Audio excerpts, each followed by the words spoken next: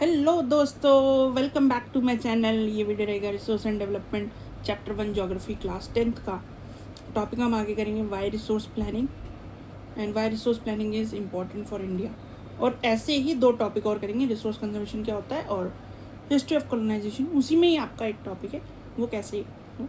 तो पहले जो बात मैं आपको कहने जा रहा हूँ कि वाई रिसोर्स प्लानिंग होता क्या है। पहले तो प्लानिंग क्या होता है। प्लानिंग एक स्ट्रैटेजी है जिससे हम ये जान पाएंगे कि जुडिशियसली रिसोर्सेज कैसे यूज़ होते हैं। मैंने आपको कल वाली वीडियो में बताया, अगर आपने वीडियो देखी हो तो उसमें मैंने कहा था कि हमारे पास रिसोर्स जो हैं अनइवनली डिस्ट्रीब्यूटेड है, इसीलिए इक्विटेबल डिस्ट्रीब्यूशन ऑफ रिसोर्सेज मांग है इस टाइम। अच्छा दोस्तों, यहाँ पे क्या आता है कि यही बात यहाँ लिखी गई कि there are some regions that are rich in resources, ठीक है, while there are some regions they are deficient in the resource, ठीक है। तो कैसे एग्जाम्पल देते हैं आगे। एग्जाम्पल है क्या, एग्जाम्पल है पहला कि Jharkhand has the coal deposits, ठीक है। दूसरा एग्जाम्पल है कि जैसे the state of Rajasthan has abundance of solar energy resources but still वो लैक करता है in the water resources. Arunachal Pradesh के पास वाटर रिसोर्सेज बहुत सारे हैं लेकिन वो लैक करता है इन द इंफ्रास्ट्रक्चरल डेवलपमेंट, ठीक है। इसीलिए ये चीज़ें देखते हुए ही this calls for a balanced resource planning at all levels, state, national, local, community, individual and international levels, ठीक है। नेक्स्ट आता है रिसोर्स प्लानिंग इन इंडिया का टॉपिक आता है, रिसोर्स प्लानिंग इन इंडिया।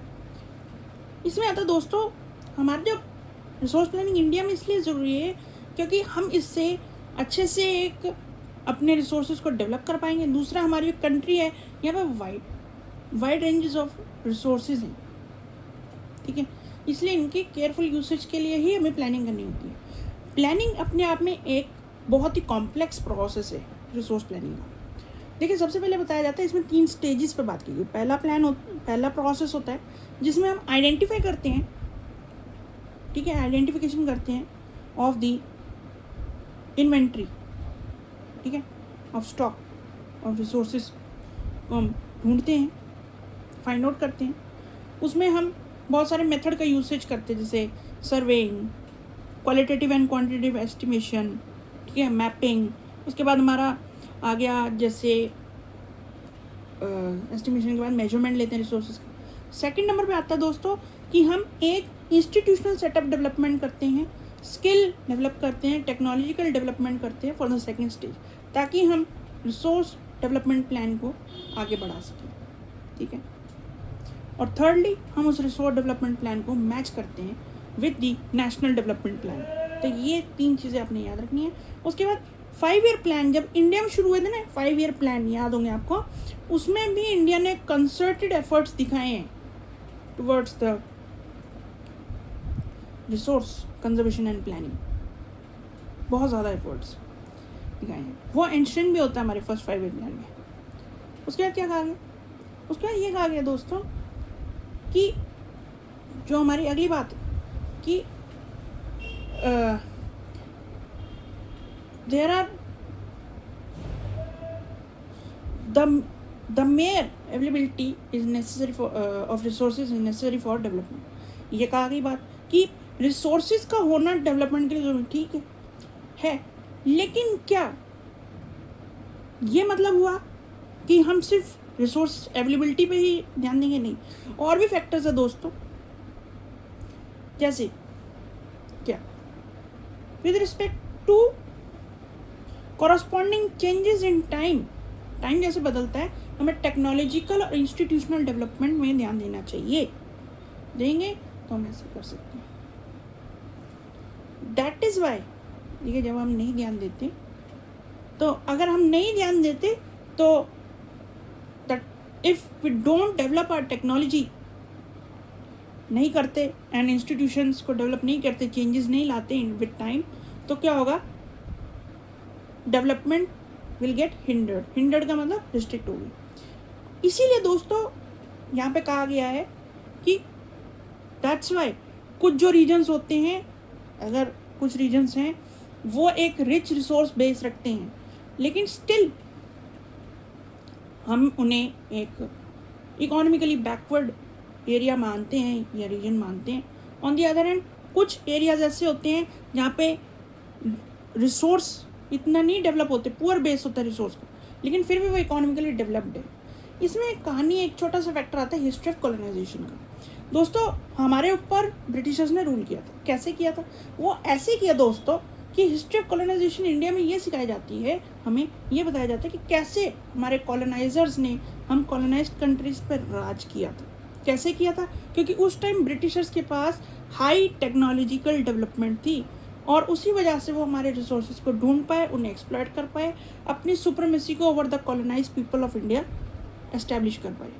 और इससे हमें ये पता चलता दोस्तों कि कैसे विद टाइम हमने देखा कि टेक्नोलॉजी और इंस्टीट्यूशनल सेटअप अच्छा था, तो वो इसलिए वो राज कर पाए। ये यहाँ साबित है। लेकिन इंडिया के केस में दोस्तों यहाँ पे हमें और भी फैक्टर्स मिलेंगे। जैसे हमें मिलेगा कि एक हिस्ट्री से एक्सपीरियंस कैसा है, वो भी एक फैक्टर है हमारे रिसोर्स डेवलप कैसे, हमारे ह्यूमन रिसोर्स कैसा है, क्वालिटी ऑफ ह्यूमन रिसोर्स कैसा है, वो भी एक फैक्टर है हमारे लिए। और भी बहुत सारे फैक्टर्स हैं हमारे यहाँ काम आते हैं। और यहाँ पे एक और बात लास्ट में कही गई है कि व्हाट इज रिसोर्स कंजर्वेशन। ये टॉपिक तो यहाँ ख़त्म हो गया। लास्ट टॉपिक है व्हाट इज रिसोर्स कंजर्वेशन। वो ये कहता है, देखो रिसोर्स कंजर्वेशन होती क्या है? Resources are vital for any economic development. किसी भी डेवलपमेंट करने के लिए कंट्री में, कोई भी किसी भी तरीके के डेवलप, रिसोर्सेज इंपॉर्टेंट है। इसलिए अगर हम देखिए क्या हुआ, due to extreme over utilisation हमारी करने की वजह से, ओवर एक्सप्लॉयटेशन करने की वजह से हमने क्या किया, रिसोर्सेज का डिप्लीशन कर करके उसे डेंजर में ला दिया। ठीक है, सोशियो इकोनॉमिक इन्वायरमेंटल प्रॉब्लम्स तो हमारे ऊपर आएगी रिसोर्स डिप्लीशन से। जैसे बताया था ओजोन लेयर डिप्लीशन है ना, और ये क्या बताया था मैंने, ग्लोबल वार्मिंग बताया था, तो वो चीज़ें भी आएंगी। अच्छा, ये देखते हुए हमारे पास्ट में जितने लीडर्स आए उनका ये एम शुरू से रहा to conserve the resources.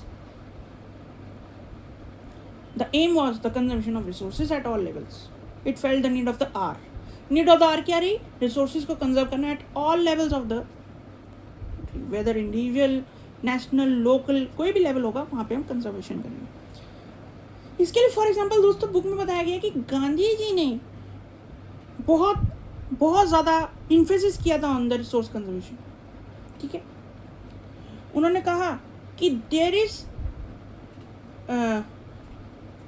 nothing for anybody's greed but for everybody's need।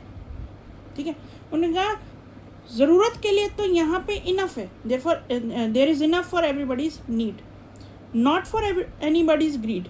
मतलब ज़रूरत के लिए तो सबके लिए रिसोर्सेज, अगर ज़रूरत आपकी पूरी हो रही है, ज़रूरत के लिए बहुत रिसोर्सेज है, सोलर से लेके आपके पास हाइडल पावर तक रिसोर्सेज है, लेकिन किसी के लालच को पूरे करने के लिए रिसोर्सेज नहीं है।